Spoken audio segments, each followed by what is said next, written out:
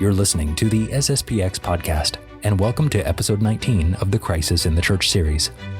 Today, we're going to dive into the Second Vatican Council itself with Father William MacGillivray. This is the first of 3 episodes on the Council. After having reviewed the preparation for the Council in our last 2 episodes, today we will see what happened during the first session in the first year and a half or so of the Council. We'll see how the Neo-Modernists came to the Council absolutely prepared and, in effect, caused the first session to end with nothing accomplished, and how a group of Council Fathers, the Rhine Group, would go back home after the first session and prepare to reshape the course of the rest of the Council. If you'd like to learn more about this series we're doing on the crisis in the church, or go back and revisit our previous 18 episodes, or if you want to support this project, please visit sspxpodcast.com/crisis. Now, we'll turn to our conversation with Father MacGillivray.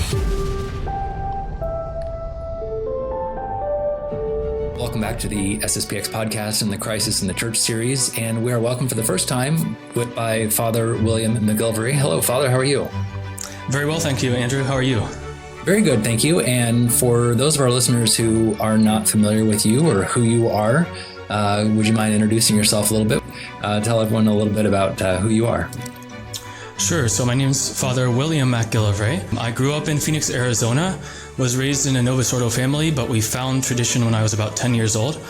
I went to a few different traditional schools. I went to Our Lady of Sorrows Academy in Phoenix for just 2 years. That was for junior high. And then I did go for just a brief period of time to La Salette, but I actually ended up finishing my high school at Veritas Preparatory Academy, which is a local charter school in Phoenix, Arizona. Immediately after high school, I went to the seminary and I studied for 7 years, first in Winona, Minnesota, and then afterwards in Dillwyn, Virginia. One of those years was actually spent doing apostolate in Guadalajara, Mexico.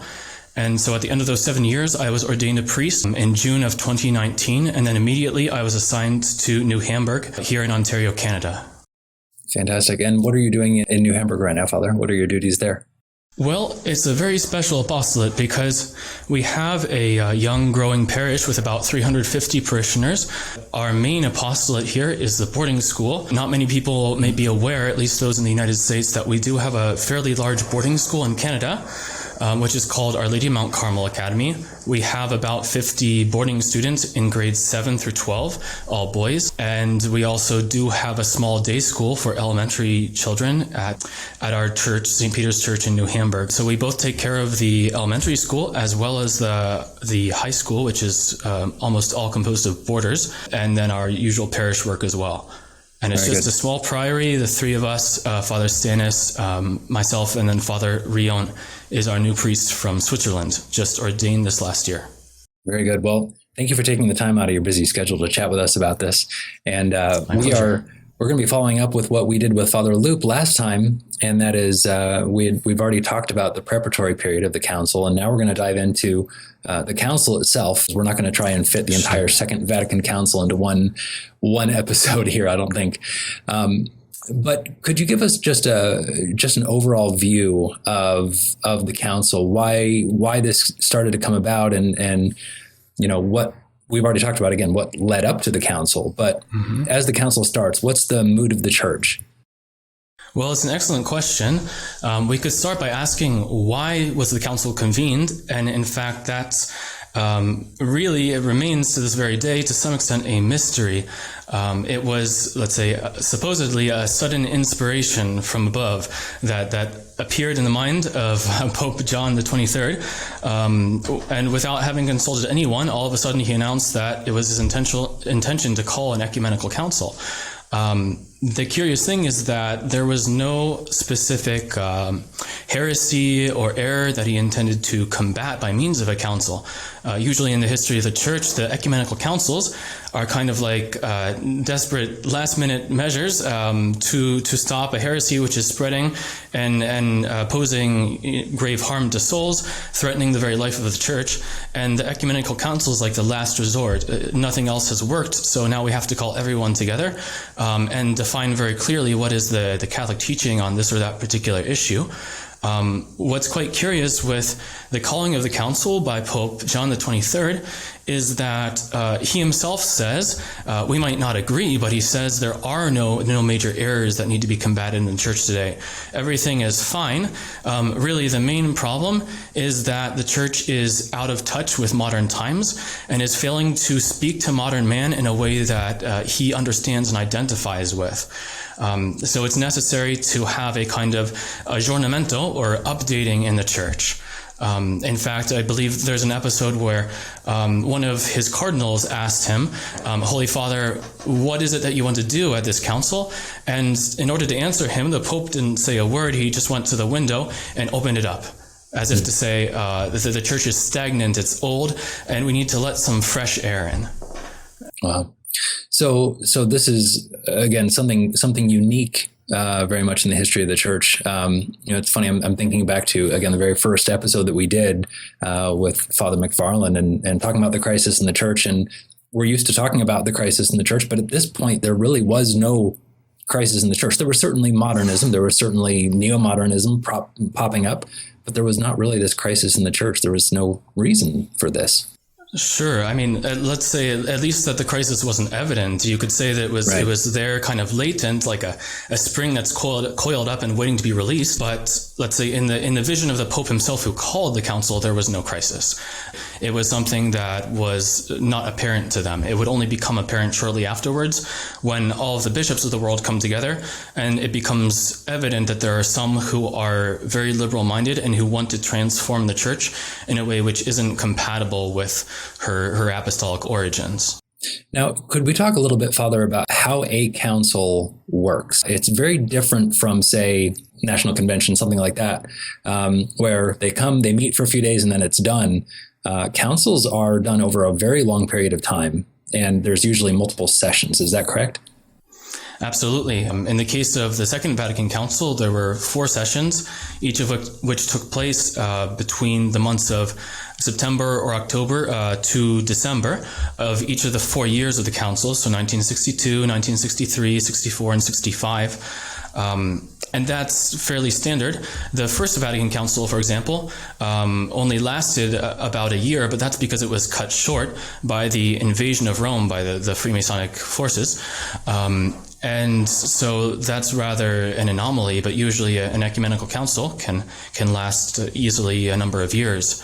I believe the Council of Trent, for example, it lasted a number of years before it was interrupted and then reconvened later on. So it's usually something that drags out over a significant period of time because, of course, there are grave issues to be discussed and everyone's opinion needs to be heard. And this was even more so the case with the Second Vatican Council, since by far it had the greatest numbers of representatives or bishops coming throughout from all over the world. At the Second Vatican Council, there were about 2,400 council fathers, which is well over twice the amount that were present at Vatican I, and even that was much larger than any prior council. So as we move through these recent councils in church history, each one is much bigger than the previous one and therefore requires more organization, a more complex administration, and lots of time needs to be given to debating each of the documents before it's proposed as something definitive. Who makes up a council, Father? Is it all the bishops in the world? Are they invited? Is it certain people are chosen? Well, it's an excellent question. If it's an ecumenical or worldwide council, in principle, all of the bishops of the world would be invited.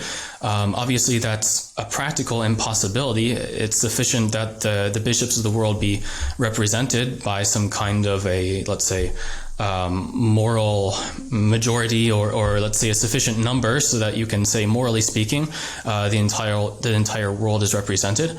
But what's essential is that, there be a certain representation of the bishops of the world, but joined to the Pope, who's the head of the council and who guarantees its infallibility. Okay.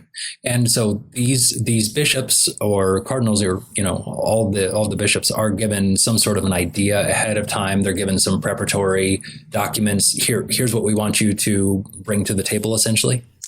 Absolutely. Obviously, it would be a mess, really, if all the bishops were invited and then on day one the floor was just opened up and you started asking around, well, what do you want to talk about today? Right. What are we going to define today? Right. It's necessary for there to be what we call preparatory schemata, which means that bishops, cardinals, important clergymen, members of the Curia are selected by the Pope in advance and entrusted with the task of preparing documents which are going to form the basis of discussion at the beginning of the council. And those documents can be taken as they are and accepted. They can be tweaked, amended a little bit, or they can be rejected altogether. I don't know if it was something that ever happened before Vatican II, that the preparatory schemata were altogether rejected.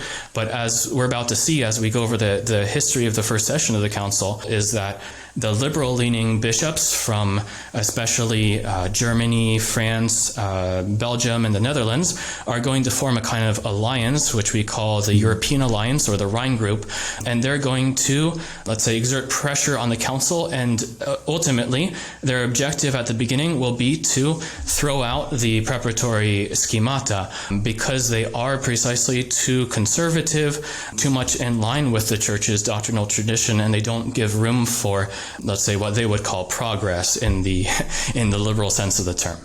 Sure. That's fascinating already.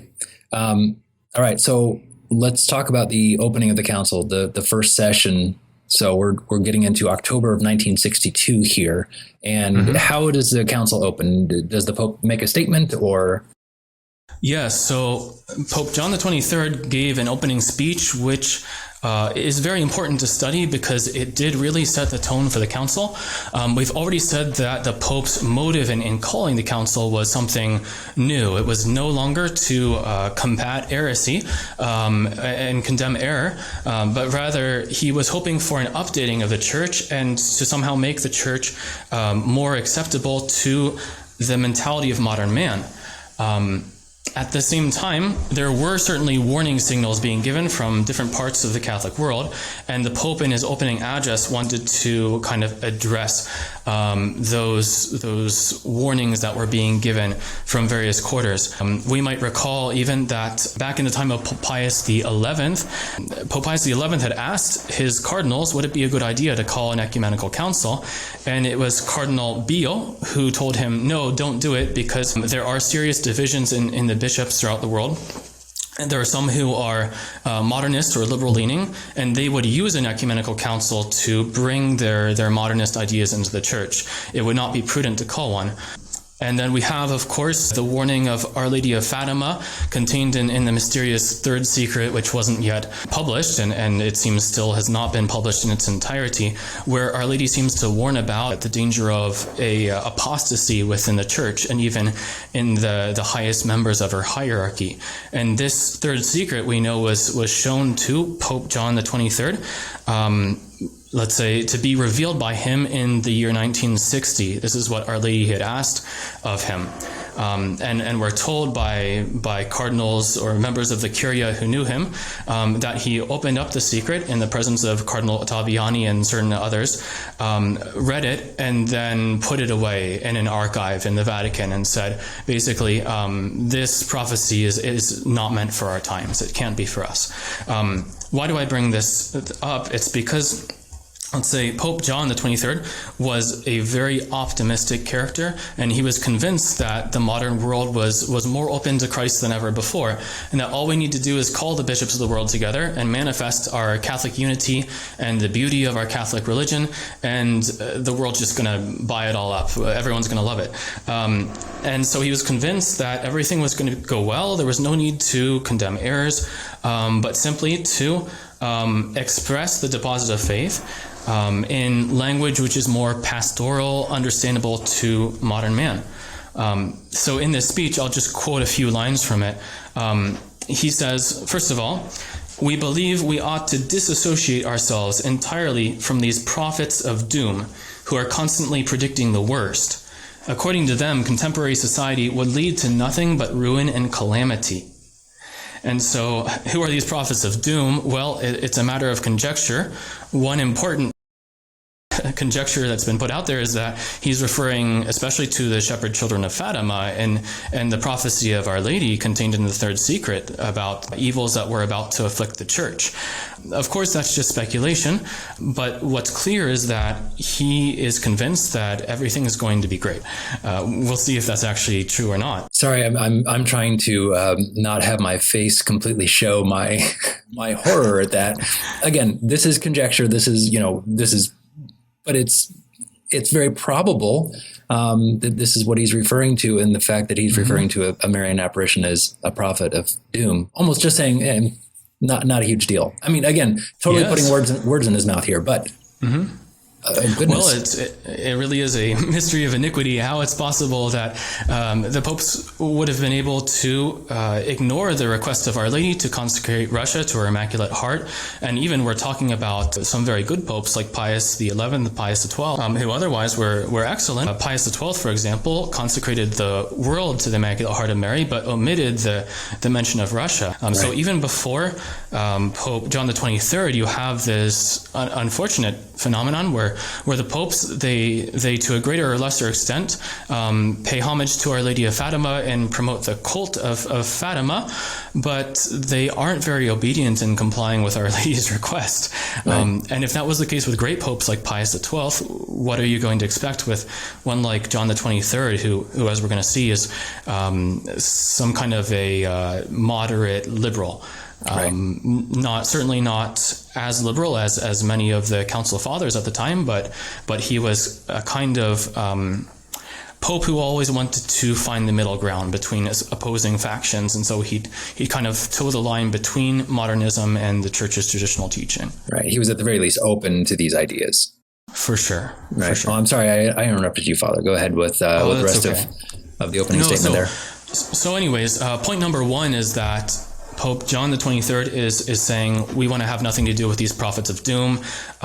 Humanity is, in fact, progressing towards bigger and better things. As he said, humanity appears to enter a new order of things. What exactly this new order is, hard to say, but he's convinced that it's something very positive. The second point in his speech is that, well, the objective of this council is to present, let's say, the sure and unchangeable doctrine of the Church, but according to the methods demanded by modern day thought. And Pope John makes this distinction, a very dubious distinction, that the deposit of faith, and I'm quoting him literally, the deposit of faith is one thing, but the way it is presented is something quite different. In our teachings, we must have recourse to a style of presentation that is especially pastoral. So two things there. One, we're saying that we can change the way that we present the faith, and that's okay because the deposit of faith remains the same. It sounds nice in theory, but in practice, once you start presenting the faith in a radically different way, that's going to lead to differences in belief.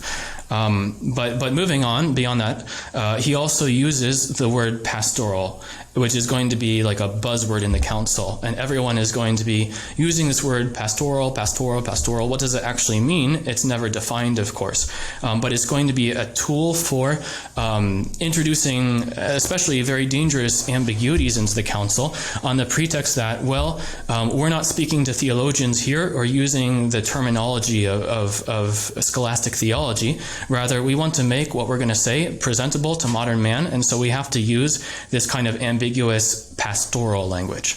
Quickly, just to slip in the third and last point that's worth mentioning here, and it has reference to the first two. Because everything is great in the world and in the church at large, there's no need to issue condemnations of error. And also, because we wish to be pastoral and our focus is not to define the truth, there's no need for definitions or, on the other hand, condemnations. So Pope John says, rather than condemning, the Church better responds to the needs of our age by emphasizing the wealth of her doctrine. So basically, there's no need to be so severe with everything in this council because there's nothing bad happening. Again, I'm overly simplifying things. Sure. There's nothing bad happening, so we don't need to be super severe about things. We can just be pastoral and talk about God's mercy and love, which exists, but we don't need to focus on judgment or condemnation. Exactly. Okay. So this kind of sets the tone then for, I mean, we're looking way ahead now, but this kind of sets the tone not only for the council, Father, but, and correct me if I'm wrong, but it seems to set the tone then for the entire Catholic Church for the rest of the 50 years, 60 years since then. Well, sure, of course. The emphasis is always going to be on those, especially those aspects of our religion that man might find comforting or consoling. We'll talk a lot about God's goodness, his mercy, his love, but we're going to silence all things which can be in some sense negative or make us uncomfortable. God's justice, the evils of heresy and schism, and let's say judgment, death, hell, purgatory, anything which would cause discomfort, especially to modern man, and make religion seem like something burdensome or odious to him. Those things we're going to, let's say, overlook or omit to mention out of this spirit of being pastoral. Right. But obviously not pastoral in the true sense of the word. Right. Makes sense. So these are the opening statements that Pope John the 23rd gives. And then as we get into the council, we will see some of the, I guess, intrigue starting to happen. Is that the right word I guess I could use? Yes, exactly. I mean, it's true that always throughout the history of the church, her councils have been subject to maneuvers or intrigues of one sort or another. Let's say that's just an inevitable aspect of the humanity of the church, the fact that the leaders of the church are men. And so, of course, it's natural that there will be certain differences in opinion, and people are going to form in organizations around their own set of opinions. For example, in the First Vatican Council, you had groups that were in favor of the definition of papal infallibility and others that were not. And sometimes, let's say, the division is a very deep one. Sometimes it's not so much on a matter of doctrine as on a matter of prudence. Like with the First Vatican Council, the question wasn't really, is the Pope infallible, but rather, is it opportune here and now to define that he's infallible? The problem with these let's say divisions and then these maneuverings in the council is that one of the groups, and the one that's most powerful and influential and successful in its maneuverings, is trying to not merely advance a certain prudential position, like we should or should not define this thing at this exact moment, but rather it's trying to subvert the council, subvert Catholic doctrine, and introduce new ideas that are born of the French Revolution and don't belong to the teaching of the Catholic Church. And we're going to see in the first few sessions of the council how this group, which in itself is relatively small, only comprising about 10% of the council fathers, it's going to successfully take control of the direction in which the council goes, thanks in part to its own superior organization. We were saying earlier that the council came as a surprise to the Catholic world, and most of the bishops who came to the council really had no idea what this was all about or what they should expect. Whereas it was really the liberals, and just the liberals, who already had a predefined agenda and things that they wanted to accomplish. And they saw this as the opportunity that they'd waited many years for to finally have an impact on the church at large. So it's the liberals, what we call the Rhine Group or the European Alliance, who came to the council far better prepared than anyone else, with their own strong internal organization. And because of this, even though they were numerically a minority, they were able to have a disproportionately great influence upon the proceedings of the council. So could we take a moment just then, Father, to look at how a council is organized? There's commissions, and then there are members in commissions. How does that work, Father? Because I guess that's going to play an important part in what we're talking about. You have a number of different commissions whose members are, let's say, initially, some of them are appointed by the Pope himself, but ultimately, at the beginning of the council, the members of the commission are voted upon by all the council fathers.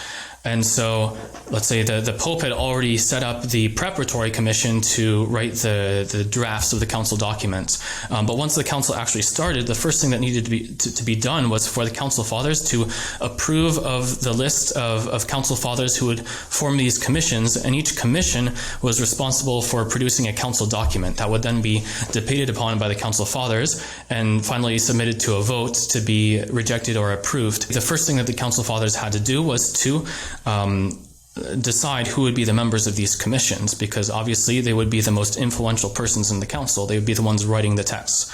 So the Council Fathers were given the names of all the prelates who had worked on the preparatory commission, and it was to be expected that most of these men would be approved for the council commissions because they were already known to be experts in their field and they'd already worked on the preparatory documents. But what we see in the first session of the council is that in the very first meeting of the general congregation, one of the liberal cardinals, Cardinal Leonard, he rises up and protests against these lists of potential commission members that have been handed out to all the council fathers, saying that there's not enough representation of bishops or council fathers internationally. Most of these men are members of the Roman Curia, and there's not a sufficiently broad representation of the bishops of the world. That was, let's say, his pretext for saying what we need to do is to scrap these lists and give all the council fathers time to draw up their own lists of who they think should be on these commissions, kind of starting from scratch. And in fact, all the council fathers are going to propose lists based upon their own nationality. Each nation is going to collaborate in preparing its own list. And I'm looking at some of the notes that you had passed me before we started talking about this, Father. And, you know, it's interesting at the top of the podcast, Our Lady of Fatima comes up very prominently. And I'm looking at the date that this vote happened and where this protest happened by Cardinal Leonard. And it's October 13th. So, I mean, maybe I'm just reading into things, Father. I don't know. But that seems like something, maybe. Yes, well, this is certainly the beginning of the end. Whatever good may have been accomplished by the council, it was really overturned or kind of nipped in the bud here, because what's about to happen is the preparatory commissions, which had been staffed by generally very sound, good theologians, they're about to be disbanded, and all of these liberals are going to be placed on the council's commissions. And because they have also the Pope's sympathy, that's an important thing, is that the Pope was good friends with certain of these members of the Rhine Group, such as Cardinal Swenens, for example, who had just been created a cardinal by Pope John the 23rd. There was these personal friendships that were already formed, and so the Pope was very sympathetic to their requests, and he ended up approving 88 of the 109 candidates that they proposed. So in other words, they got almost everything that they wanted, and these 88 candidates formed more than 30% of the total number of council fathers on the commission. So they were able to achieve a disproportionately great representation in the drafting of the schemata, because again, the Rhine Group, they only numerically constituted about 10% of the council, but their members constituted more than 30% of the conciliar commissions. Wow. So this is a big victory for the liberal wing, for the Rhine Group already, just in the opening days of the council. All right. So as then the first session of the council continues, what do we see happen? Are there things that were discussed or things that were passed? Sure. So let's say the first objective of the Rhine Group was to get their own members on the conciliar commissions. Their next objective was to block the preparatory schemata, which they didn't like because these documents were far too traditional and conservative. And so how did they do that? Well, their tactic was to postpone discussion of these schemata, except for the one which they found to be more or less acceptable, which was the one on the liturgy, which was, let's say, the liturgical commission was the one preparatory commission that did have a number of liberal members on it, including very significantly Father Bonini, or perhaps he was Monsignor at the time. I'd have to check. Anyways, Bonini, he was the architect of the liturgical reforms of 1955, so the Holy Week reforms, as well as the 1962 reforms. And he was eventually going to be the architect of the new Mass. And years later, it would be discovered that, in fact, he was a Freemason. His name would be published in the list of Italian Freemasons, and this would result in him being expelled from his official positions that he held at the Vatican.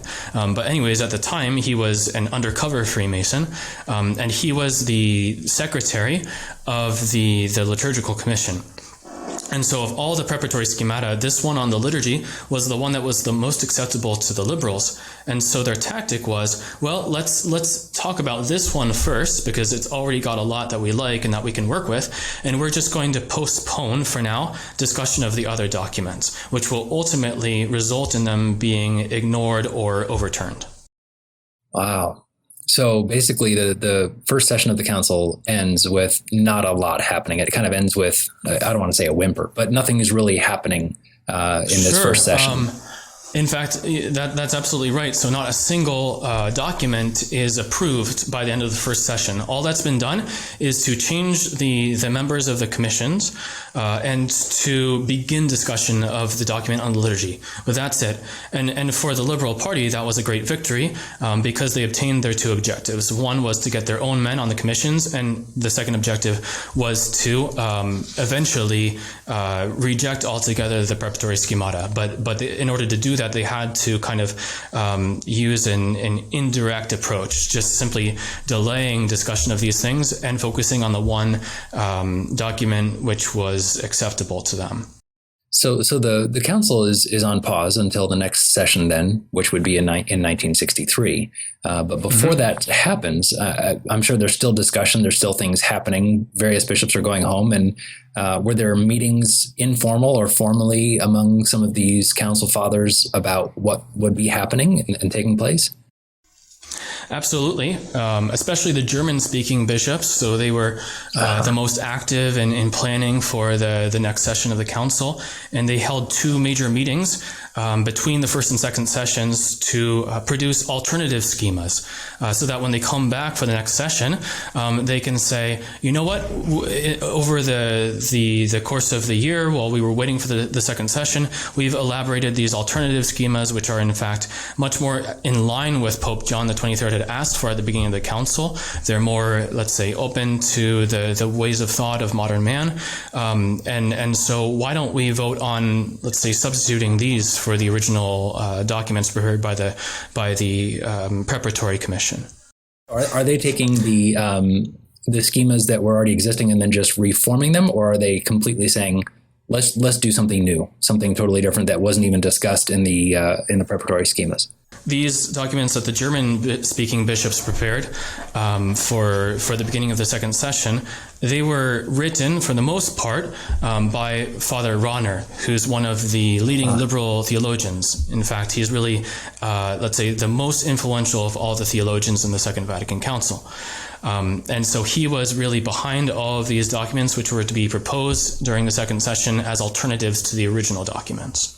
And this is the same Father Rahner that we were talking about with Father Bormeau just a couple episodes ago when talking about De Lubac and the New Theology. So this is the same Father Rahner who's This now... is the same Father Karl Rahner, exactly. I believe it said that Cardinal Ottaviani, secretary of the Holy Office under Pius XII, and even during this time as well, he had approached Pope Pius XII, I believe it's a total of 5 times, to ask for the excommunication of Father Karl Rahner because his teachings were so heretical. And it's this priest, this theologian, who's going to be the most influential of all the council fathers at the Second Vatican Council. He's also, interestingly enough, Pope Benedict XVI's mentor at the time, so Cardinal Ratzinger. He was, at the time, Father Ratzinger, and he was working under Karl Rahner as one of his protégés at the Second Vatican Council. And again, not to go back in our podcast history here, but again, talking with Father Bormeau about this, he had proposed, probably one of the Humani Generis by Pope Pius XII that condemned this new theology. He was saying, it's a great document, but if I could say that there's one thing wrong with it, it's that he didn't explicitly name who these people were, and he probably should have, looking at Monday morning quarterback here. But I wonder what would have happened if he had named Rahner in there. Maybe things would be different. Sure. I don't know. Sure. It is unfortunate. There seems to be perhaps a certain weakness in Pope Pius XII, an unwillingness to condemn individuals, and in general, a reluctance to pass judgment on people. We see that, for example, he left many important positions in the Roman Curia vacant. He appointed very few cardinals, and so after his death, Pope John the 23rd, in the 4 or 5 years that he was Pope, he was able to appoint, let's say, such a large number of cardinals that by the time that he died and it was time for the new pope to be elected, the majority of the cardinals were ones that he himself had personally elected in those 4 or 5 years of his pontificate. And that's precisely because Pope Pius XII had been very reluctant to make judgments about persons, to say, I think you're good, and so I'm going to promote you to be a cardinal, or to say, I think that you're causing trouble and you need to be punished. So Pope John the 23rd, he passes away then shortly after this. Yes, in fact, now that we're talking about the events that come between the first and second sessions, there are these meetings of the German-speaking bishops preparing for the second session, but also, even more importantly perhaps, is the death of Pope John the 23rd on June 3rd, 1963. And this, of course, results in the election of Paul the Sixth, who is going to, let's say, have a very, very definitive influence on the direction of the rest of the council, more or less in continuity with what Pope John the 23rd had already started. But we can say that Pope Paul VI is even more convinced of the liberal ideas that Pope John the 23rd had kind of played with. And he's going to, moreover, change some of the rules of procedure for the way that the council operates in a way that's going to favor the liberal party greatly. For example, he's going to give control of the council to 4 cardinal moderators, all 4 of whom were liberals. And they were ones that the Pope Paul VI himself directly appointed. It wasn't put up to a vote for the council fathers to decide upon. It was he, by his own authority, decided, I'm going to appoint these 4 cardinal moderators, and they're going to kind of run the day-to-day business of the council, and therefore they're going to have an enormous influence on its direction. That's you can start to see how it's all falling into place very, very quickly. Absolutely. All things considered. If you don't mind, just before we close, though, I might quote briefly a very, let's say, illustrative incident from towards the end of the first session of the council, in which we see the maneuvering of the Liberal Party in a very symbolic gesture. It's the time when Cardinal Ottaviani, he is coming forward to speak on the subject of the schema on the liturgy, which is proposing all of these radical changes to the Mass.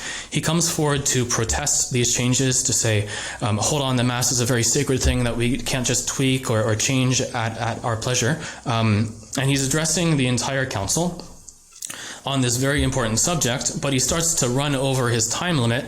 And so I'll just quote this from Father Wilchen's book. I could be mispronouncing his name, but anyways, it's the Rhine flows into the Tiber, a very famous book on the history of the Second Vatican Council.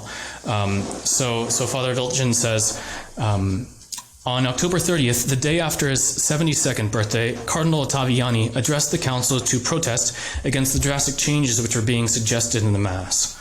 Are we seeking to stir up wonder or perhaps scandal among the Christian people by introducing changes in so venerable a rite that has been approved for so many centuries and is now so familiar? The rite of Holy Mass should not be treated as if it were a piece of cloth to be refashioned according to the whim of each generation. Speaking without a text because of his partial blindness, he exceeded the 10-minute limit which all had been requested to observe.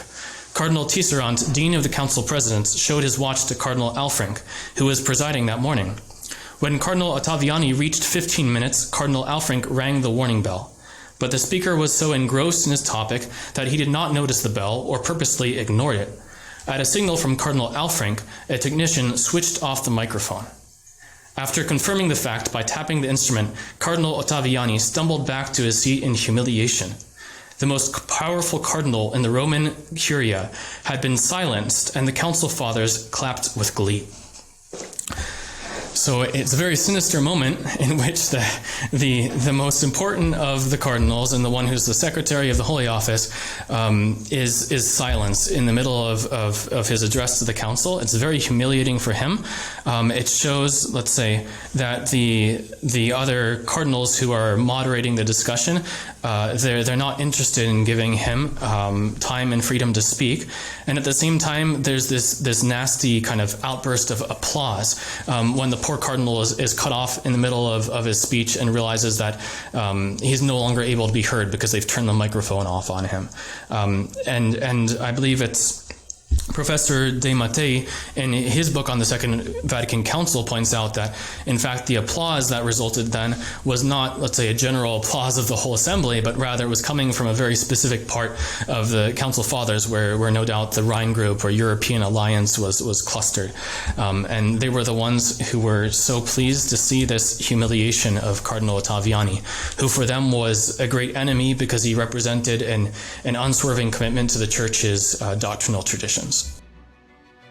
Well, if that doesn't tell you the tenor of the council there, I don't know what does. Exactly. Right. So I suppose that would be the bottom line then of this first session, is that there's a lot of, political and diplomatic maneuvering, which results in an initial defeat for, let's say, the conservatives and Catholic tradition. And especially it makes manifest that it's the liberals who are the most powerful, the best organized, and who look like they're going to take control of the council. Very good. Well, Father, thank you for your time. I'm looking forward to diving into the second session with you next time. All right. Thank you so much. Thank you for listening to and watching episode 19 of our Crisis in the Church series here on the SSPX podcast. In episode 20, we're going to welcome back Father MacGillivray to review what happened in the second and third sessions of the Council, two of the most momentous periods of the Church's 20th century. We'll also look at the problems with the ambiguity in conciliar statements, and we will learn what a Neo-Modernist time bomb is. If you have a question on the topic of the crisis, please feel free to ask it at sspxpodcast.com/crisis.